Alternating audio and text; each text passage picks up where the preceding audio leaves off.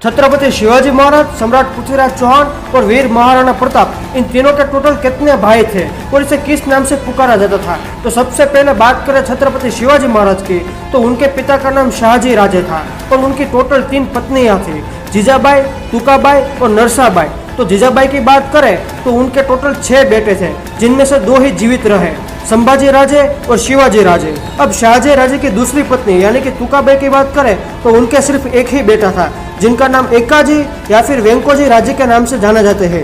और अब तीसरी पत्नी नरसाबाई की बात करें तो उन्हें कोई बेटा नहीं था।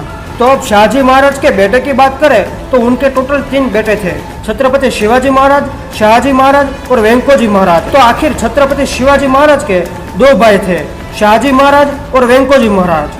अब सम्राट पृथ्वीराज चौहान की बात करें तो उनके कितने भाई थे? तो सम्राट पृथ्वीराज चौहान के पिताजी का नाम सोमेश्वर चौहान था और उनके 2 बेटे थे, पहले सम्राट पृथ्वीराज चौहान और दूसरे हरि राजा। यानी कि सम्राट पृथ्वीराज चौहान के सिर्फ एक ही भाई थे, हरि राजा। और अब बात करते हैं वीर महाराणा प्रताप की, तो उनके कितने भाई थे? तो वीर महाराणा प्रताप के पिताजी का नाम उदय सिंह द्वितीय था, यानी कि उनकी टोटल 3 पत्नियां थी, सज्जाबाई सोलंकी, धीराबाई और महारानी जयवंताबाई।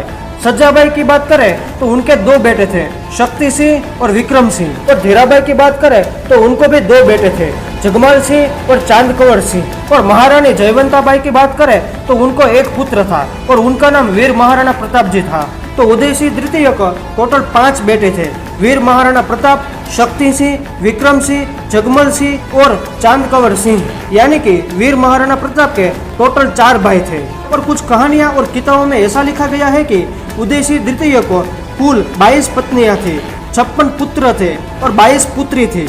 आशा करता हूँ कि ये वीडियो आपको पसंद आई होगी। धन्यवाद।